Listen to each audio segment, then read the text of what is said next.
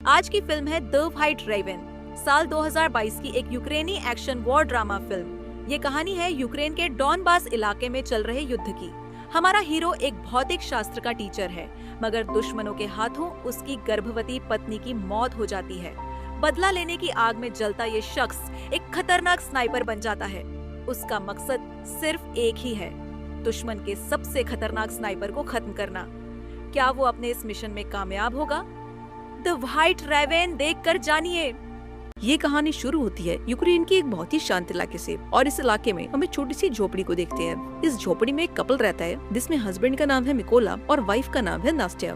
मिकोला एक टीचर है और पास ही के एक स्कूल में बच्चों को मैथ्स पढ़ाता है। वो एक बहुत ही अच्छा टीचर है और सभी बच्चे उससे काफी खुश हैं, सिवाय एक के जिसका नाम था इवान। इवान एक बहुत ही बदतमीज लड़का था और वो मिकोला को नीचा दिखाने का एक मौका नहीं छोड़ता, लेकिन मिकोला को भी उसकी बातों से कोई फर्क नहीं पड़ता और वो अपनी जिंदगी में मस्त रहता। एक दिन जब मिकोला अपने स्कूल में था, तब उसे ये बात पता लगी कि रशिया ने यूक्रेन पर हमला कर दिया है और यूक्रेन की बहुत सी जगहों पर कब्जा कर लिया है। शाम को जब मिकोला अपने घर आया तो उसे ये बात पता लगी कि उसकी वाइफ प्रेग्नेंट है। ये जानकर उसे काफी खुशी हुई और उन दोनों ने मिलकर इस खुशी को सेलिब्रेट किया। अगले दिन मिकोला अपनी वाइफ को बाय बोलकर अपने काम पर निकल गया, लेकिन जब वो रास्ते में था तब उसने दो सैनिकों को देखा। हालांकि मिकोला ने इस पर ज्यादा ध्यान नहीं दिया और फटाफट से अपने स्कूल पहुंचा। लेकिन जब वो स्कूल के अंदर आया तो उसे पूरा स्कूल खाली मिला। तभी उसने टीवी पर न्यूज़ देखी कि रशिया ने उसके शहर पर भी कब्जा कर लिया है, और अब उसे एहसास हुआ कि उसने रास्ते में जो सैनिक देखे थे वो असल में रशिया के थे। ये सोचकर उसे अपनी वाइफ की फिक्र हुई और वो फौरन अपने घर की ओर भागा। जब निकोला घर पहुंचा तो उसने उन दो सैनिकों को देखा जो उसकी वाइफ को बुरी तरह से पीट रहे थे। उसने अपनी वाइफ को बचाने की कोशिश की, लेकिन इन सैनिकों ने उसकी भी धुनाई कर दी। निकोला ने उनसे रिक्वेस्ट करी कि वो उसकी वाइफ को न मारे क्योंकि वो प्रेग्नेंट है, लेकिन इन सैनिकों ने उसकी एक नहीं सुनी। थोड़ी धुनाई के बाद उन्होंने मिकोला के घर की तलाशी ली और उसे आग के हवाले करके वहाँ से जाने लगे। अब अपने घर को जलता देख नास्तिया गुस्से से लाल हो गई और एक पत्थर उठाकर उन्हें मारने की कोशिश की। ये देखकर उन सैनिकों ने गोली चला दी और नास्तिया की मौके पर ही मौत हो गई। अब अपनी वाइफ को मरता देख मिकोला पूरी तरह से टूट गया और फूट फूट कर रोने लगा। ऐसे ही कुछ घंटे बीत गए और दो यूक्रेनी सैनिक मिकोला के पास आए। उन्होंने उसकी पहचान करी और एक कब्र खोदकर नास्तिया को दफनाने में उसकी मदद की। नास्तिया की मौत के बाद मिकोला की जिंदगी पूरी तरह से बिखर चुकी थी और अब ना तो उसके पास कोई घर था और ना ही कोई फैमिली। मिकोला बदले की आग में जल रहा था और उसे हर हाल में उन सैनिकों को खत्म करना था, और यही सोचकर उसने यूक्रेन की फौज में शामिल होने का फैसला किया। इसके बाद ये दोनों सैनिक मिकोला को लेकर अपने बेस पर आए, लेकिन जब उनके सीनियर ने मिकोला को देखा तो वो काफी नाराज हो गया और उसे फौज में भर्ती करने से मना कर दिया, क्योंकि उसे डर था कि कहीं मिकोला कोई जासूस ना हो। यहाँ मिकोला ने उसे पूरी बात बताई और उसे यकीन दिलाया कि वो रशियन सैनिकों को मारकर इस देश को आजाद करना चाहता है। ये सुनकर कर्नल ने उसे एक मौका देने का फैसला किया और अगले दिन से ही उसकी ट्रेनिंग शुरू हो गई। अब चूंकि मिकोला एक आम इंसान था, इसलिए उसे ट्रेनिंग के दौरान काफी मुश्किलें हो रही थी। यहाँ एक साथी ऑफिसर ने मिकोला की मदद की और उसे गन को असेंबल और डीअसेंबल करना सिखाया। कैंप में मौजूद सभी लोगों को लग रहा था कि मिकोला कभी भी एक अच्छा सैनिक नहीं बन पाएगा, लेकिन उसने भी हार नहीं मानी और अपनी ट्रेनिंग करता रहा। एक रात मिकोला अपने साथियों से कहता है कि वो उसे उसके नाम से ना बुलाए क्योंकि उसका कोड नेम रेवन है। ये सुनकर सभी उस पर हंसने लगे और उसे बताया कि किसी भी सोल्जर को कोड नेम इतनी आसानी से नहीं मिलता, बल्कि उसे कमाना पड़ता है। हालांकि मिकोला को इन बातों से कोई फर्क नहीं पड़ा और वो अपनी ट्रेनिंग करता रहा। एक दिन मिकोला का सीनियर सभी को बताता है कि हमारे ग्रुप में स्नाइपर्स की संख्या काफी कम है और हमें इस नंबर को बढ़ाना होगा ताकि हम रशियंस का मुकाबला कर सकें। यहाँ सीनियर सभी से पूछता है कि तुम में से कितने लोग स्नाइपर बनना चाहते हैं। ये सुनकर कुछ लोग आगे आते हैं और इन लोगों के बीच मिकोला भी होता है, क्योंकि वो भी एक स्नाइपर बनना चाहता था। मिकोला को देखकर उसका सीनियर उससे कहता है कि तुम अभी एक स्नाइपर बनने के लिए तैयार नहीं हो। तुम तो एक गन को असेंबल और डीअसेंबल भी नहीं कर पाते, तो स्नाइपर बनना तो दूर की बात है। इस पर मिकोला कहता है कि मुझे खुद को साबित करने के लिए सिर्फ एक मौका चाहिए और मैं ये काम 20 सेकंड के अंदर कर दूंगा। ये सुनकर मिकोला का सीनियर टेबल पर एक बंदूक रखता है और मिकोला को आगे आने को कहता है। अब खुद को साबित करने के लिए मिकोला अपने आंखों पर पट्टी बांध लेता है और फटाफट से गन को खोलकर उसे दोबारा से जोड़ देता है, और इस कांड को करने के लिए उसे केवल 18 सेकंड लगते हैं। अब मिकोला की फुर्ती को देखकर सभी उससे काफी इम्प्रेस होते हैं और उसके लिए तालियां बजाते हैं, और अब उसकी काबिलियत को देखकर उसे भी स्नाइपर ट्रेनिंग में शामिल कर लिया जाता है। ट्रेनिंग के दौरान मिकोला को एक पुराने मॉडल की गन पकड़ा दी जाती है, जबकि बाकी लोगों को मॉडर्न हथियार दिए जाते हैं। ये देखकर मिकोला भी मॉडर्न हथियार की डिमांड करता है, जिस पर सीनियर उससे कहता है कि अगर तुम्हें वो गन चाहिए तो तुम्हें खुद को साबित करना होगा। अब मिकोला के पास कोई और ऑप्शन नहीं था, इसलिए उसे जो मिला वो लेकर वहाँ से निकल गया। ट्रेनिंग के दौरान सीनियर सभी को बताता है कि एक स्नाइपर के सामने कोई भी सिचुएशन क्यों ना आ जाए, लेकिन वो अपनी जगह से 1 इंच नहीं हिलता और अपने टारगेट पर निशाना बनाकर रखता है। इसकी प्रैक्टिस के लिए सीनियर सभी के पास गोलियां चलाता है और जो भी स्नाइपर अपनी पोजीशन से हिलता है उसे इस ट्रेनिंग से बाहर कर दिया जाता है। लेकिन जब मिकोला की बारी आती है तो वो अपनी जगह से जरा भी नहीं हिलता और अपना निशाना बनाकर रखता है। अगली ट्रेनिंग में स्नाइपर को उनका टारगेट सिर्फ एक बार दिखाया जाता है और फिर उनकी आंखों को ढक दिया जाता है और उन्हें अंदाजा लगाकर अपने टारगेट को शूट करना होता है। अब बाकी लोग तो इस टेस्ट को पूरा कर लेते हैं, लेकिन मिकोला इसमें फेल हो जाता है क्योंकि उसके पास जो बंदूक थी वो काफी पुरानी थी और उससे ये कारनामा कर पाना काफी मुश्किल था। अगली ट्रेनिंग इन स्नाइपर्स के लिए और मुश्किल थी क्योंकि इन्हें फ्लेयर की रोशनी में अपने टारगेट को शूट करना था और वो भी रात के अंधेरे में। यहाँ सीनियर ने फ्लेयर छोड़ी और सभी ने अपना निशाना लगाया, लेकिन कोई भी टारगेट को हिट नहीं कर सका। यहाँ मिकोला ने गोली नहीं चलाई और फ्लेयर की रोशनी में अपने टारगेट की दूरी का अंदाजा लगाया और अपनी मैथ की नॉलेज को यूज करके एक परफेक्ट शॉट मारा। ये देखकर उसका सीनियर उससे काफी इम्प्रेस हुआ और उसे उसका मनचाहा कोड नेम दे दिया। ऐसे ही दिन बीतते गए और मिकोला जी जान से अपनी ट्रेनिंग में लगा रहा और फाइनली वो दिन भी आ गया जब इनकी ट्रेनिंग का रिजल्ट आने वाला था। यहाँ कर्नल ने मिकोला को सैल्यूट किया और उसे बताया कि उसने इस टेस्ट को पास कर लिया है। थोड़े दिनों बाद कर्नल मिकोला के पास आता है और उससे कहता है कि वो अपना सामान पैक कर ले क्योंकि उन्हें एक मिशन पर जाना है। खबर आई है कि कुछ रशियन सैनिकों ने इस चेक पोस्ट पर कब्जा कर लिया है। जल्द ही मिकोला की टीम लोकेशन पर पहुंच गई और अपना निशाना लगाकर बैठ गई और अभी ये लोग उन रशियन सैनिकों को मारने ही वाले थे, तभी इन्हें एक गाड़ी दिखी जो चेक पोस्ट की तरफ बढ़ती जा रही थी। इधर रशियन सैनिकों ने गाड़ी को रोक लिया और अंदर मौजूद लोगों से बाहर आने को कहा। उन्होंने उनके पासपोर्ट को चेक किया और पूरे गाड़ी की भी तलाशी ली और जब सब ठीक रहा तो इन सैनिकों ने उन्हें जाने की परमिशन दे दी, लेकिन इनके पासपोर्ट्स को अपने पास रख लिया। जब उन लोगों ने इसका विरोध किया तो इन सैनिकों ने उन्हें खूब मारा। ये सब देखकर कर्नल ने अपने सैनिकों को फायर करने का ऑर्डर दिया और देखते ही देखते सभी रशियन सोल्जर मारे गए और इस तरह से इनका पहला मिशन कंप्लीट हुआ।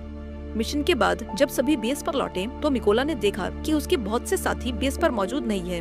उसे बताया गया कि उसके बाकी साथियों को एक दूसरे मिशन पर भेजा गया है।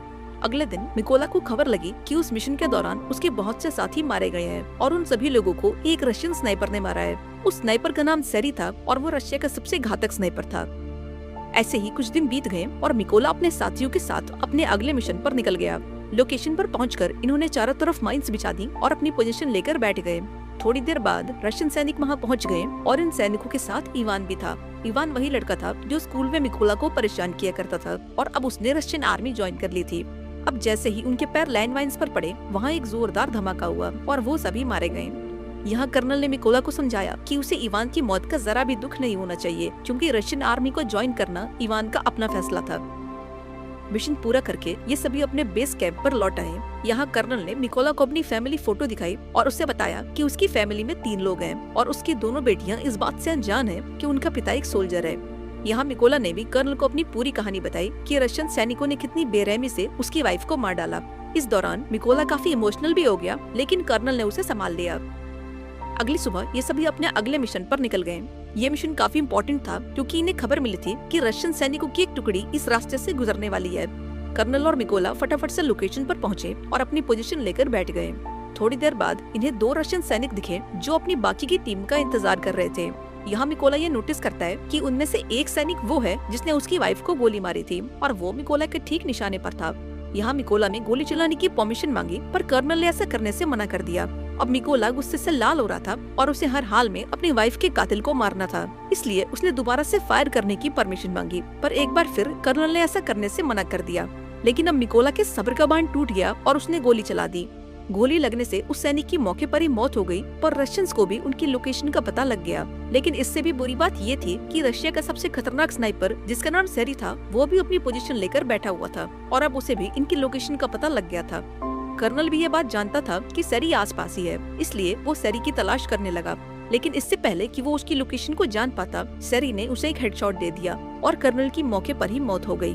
अब मिकोला को समझ आया कि रशियंस को उनकी लोकेशन का पता लग चुका है और कैसे उसकी एक गलती ने कर्नल की जान ले ली। इधर रशियन सैनिकों ने भी मिकोला के ऊपर जोरदार फायरिंग शुरू कर दी। अब बिगड़ते हालात को देखते हुए मिकोला ने पीछे हटने का फैसला किया। उसने कर्नल की बॉडी उठाई और अपनी पोजीशन से पीछे आने लगा। जल्दी वो दुश्मनों के इलाके से बाहर आ गया और सीधा अपने बेस पर पहुंचा।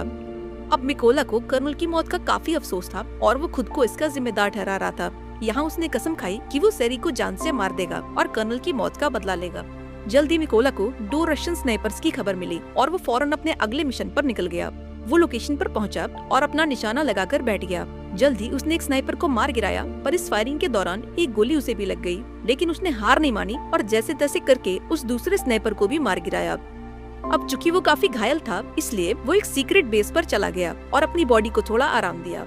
इस दौरान उसे आर्मी के मेजर का कॉल आया और उसने मिकोला को बताया कि हमने उस स्नाइपर का पता लगा लिया है जिसने कर्नल को मारा था। इसके बाद मिकोला अपने बेस पर पहुंचा और यहाँ मेजर सभी को उस स्नाइपर के बारे में बताने लगे।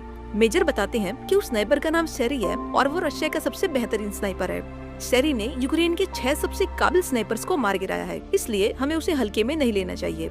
मेजर बताते हैं कि शेरी एक ऐसा स्नाइपर है जो आम तौर पर अपनी पोजीशन को चेंज नहीं करता और एक खास लोकेशन पर बैठकर अपने दुश्मनों का शिकार करता है। अब ये सभी लोग एक प्लान बनाते हैं कि वो शेरी की लोकेशन पर 2 टीम बनाकर जाएंगे। प्लान के मुताबिक इनकी पहली टीम रशियन सैनिकों पर सामने से अटैक करेगी और जब वो इस अटैक में बिजी होंगे तो इनकी दूसरी टीम उन लोगों पर पीछे से हमला करेगी। इस भगदड़ का फायदा उठाकर मिकोला बिल्डिंग के अंदर जाएगा और शेरी को मार देगा। पूरी प्लानिंग हो जाने के बाद ये सभी उस लोकेशन की तरफ निकल गए। लोकेशन पर पहुंचकर सभी स्नाइपर्स ने अपनी पोजीशन ले ली और अपना निशाना लगाकर बैठ गए। इधर मिकोला भी चुपके से बिल्डिंग में एंटर हुआ, जहां उसे 2 रशियन सैनिक दिखे। उसने बिना देरी किए इन दोनों को मार डाला और बिल्डिंग में आगे बढ़ गया। इसके बाद उसने अपनी टीम को सिग्नल दिया और सिग्नल के मिलते ही उन्होंने सभी सैनिकों को मार डाला। इधर शेरी ने ये नोटिस किया कि उसका कोई भी साथी उसे रिपोर्ट नहीं कर रहा है। उसे कुछ गड़बड़ महसूस हुई, इसलिए वो बिल्डिंग की छत पर चला गया, जहां पहले से एक स्नाइपर मौजूद था। लेकिन ऊपर जाकर उसने देखा तो वो स्नाइपर मर चुका था और अब शेरी को एहसास हुआ कि यूक्रेन के सैनिकों ने उसे चारों तरफ से घेर लिया है। उसने अपने बेस पर बैकअप के लिए कांटेक्ट किया, लेकिन बैकअप को उस तक पहुंचने में अभी 10 मिनट और लगने वाले थे। ये सुनकर वो फटाफट से अपनी पोजीशन पर आया और यूक्रेनी सैनिकों को ढूंढने लगा। लेकिन तभी उसे मिकोला का एक खिलौना दिखा जो उसे उसकी वाइफ ने दिया था। अभी शेरी कुछ सोच पाता कि तभी मिकोला ने उस पर हमला कर दिया और उसे चाकू मार मार कर उसकी जान ले ली। लेकिन इस हाथापाई के चलते बिल्डिंग में मौजूद दूसरा स्नाइपर थोड़ा अलर्ट हो गया, लेकिन अभी वो कुछ कर पाता उससे पहले मिकोला ने उसके पास से ग्रेनेड फेंक दिया और इस धमाके में ये आखिरी स्नाइपर भी मारा गया। इधर शेरी की बुलाई बैकअप टीम भी बिल्डिंग तक पहुंच गई, लेकिन वो इस बात से अनजान थे कि शेरी अब मर चुका है। इसलिए जब उन्होंने शेरी को कॉल किया तो कॉल मिकोला ने उठाया और उनसे कहा कि वो सभी मरने वाले हैं और इतना कहकर उसने ट्रक के ड्राइवर को शूट कर दिया। अब गोली चलते ही रशियन सैनिकों में अफरा तफरी मच गई और वो सभी ट्रक के बाहर कूद गए। लेकिन वो इस बात से अनजान थे कि यूक्रेन के स्नाइपर्स उन पर घात लगाकर बैठे हुए थे। यहाँ यूक्रेनी सैनिकों ने जोरदार गोलीबारी करी और एक एक रशियन को चुन चुन कर मारा। इस मिशन के थोड़े दिनों बाद मिकोला अपनी वाइफ की कब्र पर गया, क्योंकि उसने उससे जो वादा किया था वो अब पूरा हो चुका है। उसने उन सभी लोगों को मार दिया है जिसने उसकी वाइफ और कर्नल को मारा था। यहाँ मिकोला ने कसम खाई कि वो आखिरी दम तक अपने देश की सेवा करता रहेगा और इतना कहकर वो वहाँ से चला गया। और इसी के साथ ये शानदार मूवी यहाँ पर एंड हो गई।